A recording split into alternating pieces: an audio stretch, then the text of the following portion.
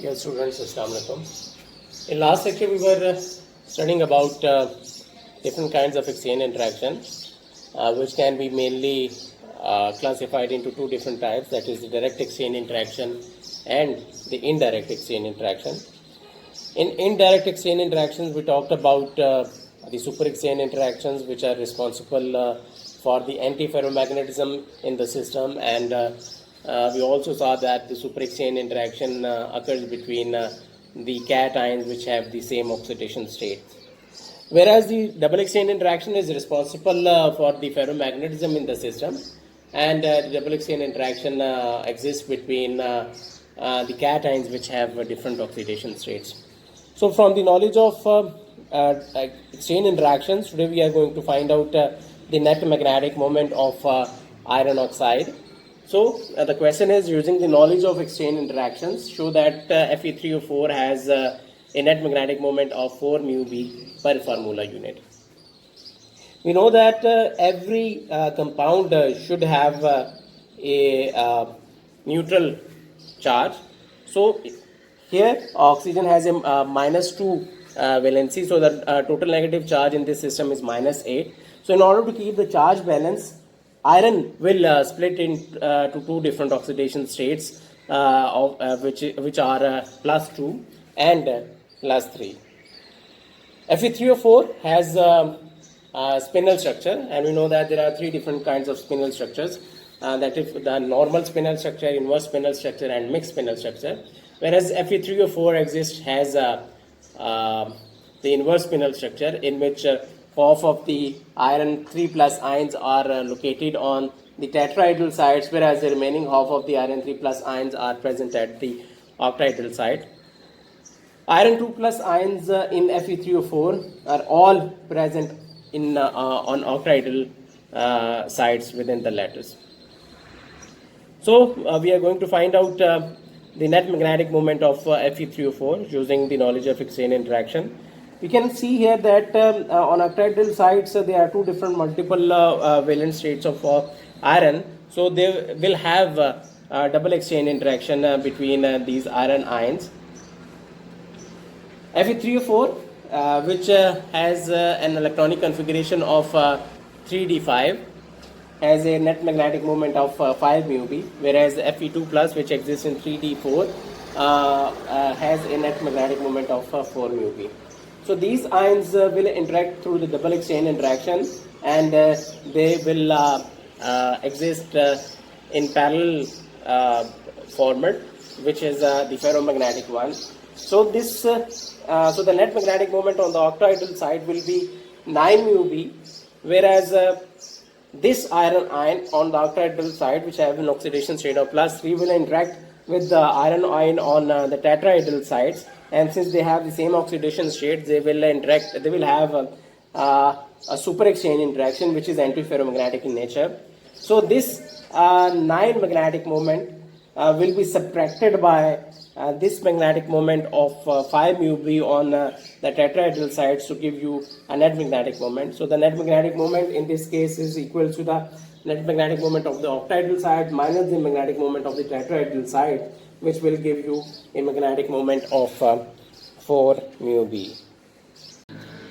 Another kind of an indirect exchange interaction is known as an RKKY interaction, named on the four scientists who invented this kind of an interaction, who were Ruderman, Kittel, Kusaya, and Yasuda.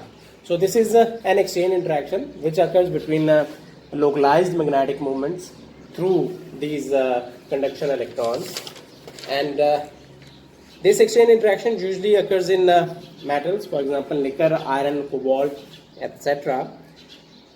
So in this interaction, a localized magnetic moment polarizes the conduction electron, and this polarization in turn couples with the next magnetic moment, which is a distance r away.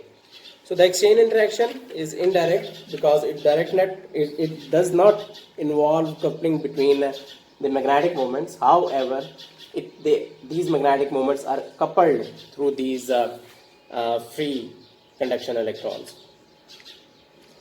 So mathematically, this coupling takes the form of an R-dependent exchange interaction, which is proportional to cos of 2k FR divided by R cube, where kf is the spherical Fermi surface of radius kf.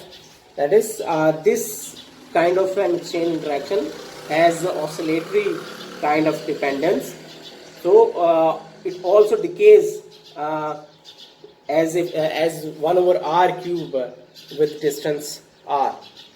So depending upon the distance between the magnetic moments, this interaction can either be positive or this interaction can either be negative. And we know that the positive J responds to the ferromagnetic interactions, whereas the negative J responds to the antiferromagnetic exchange interaction. So it means that depending upon the distance between these magnetic ions, this interaction can either lead to a ferromagnetic coupling or an antiferromagnetic coupling in the compound. Another kind of an exchange interaction is known as an anisotropic exchange interaction. It is also known as the Dizlomsky-Murier interaction. It is an indirect exchange interaction in which the spin-orbit coupling plays the same role which is played by oxygen in case of an antiferromagnet system, or in case of a super paramagnetic system. So here the excited state is not connected with oxygen, but it is produced by the spin-orbit interaction in one of the magnetic ions. So there is then an exchange interaction between the excited state of one ion and the ground state of the other ion. So mathematically, this exchange interaction has a form of d dot S1 cross S2, where d is the Dizlomsky-Murier interaction. That is, the form of the interaction is such that it tries to force S1 and S2 at right angles in a plane perpendicular to D. So this kind of interaction basically is usually responsible for decanting in an otherwise an antiferromagnetic system. For example, we know the bismuth ferrite, which has an antiferromagnetic arrangement in which both the spins are oriented at 180 degrees with each other. In bismuth ferrite, along with this interaction which leads to the antiferromagnetic coupling, there is another interaction known as a Dizlomsky-Murier interaction which is also present, and this interaction tries to keep these two spins at right angles to each other. So there are two interactions now in this case. One interaction wants to keep these spins at 180 degrees, whereas the second interaction wants to keep them at 90 degrees with each other. So as a result, there is a slight canting of this magnetic moment, which leads to the weak ferromagnetism in the system.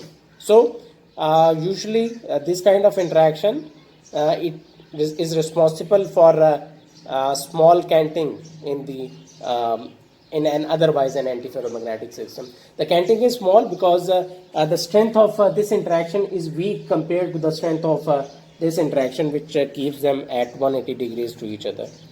So thank you. That's it for the exchange interactions.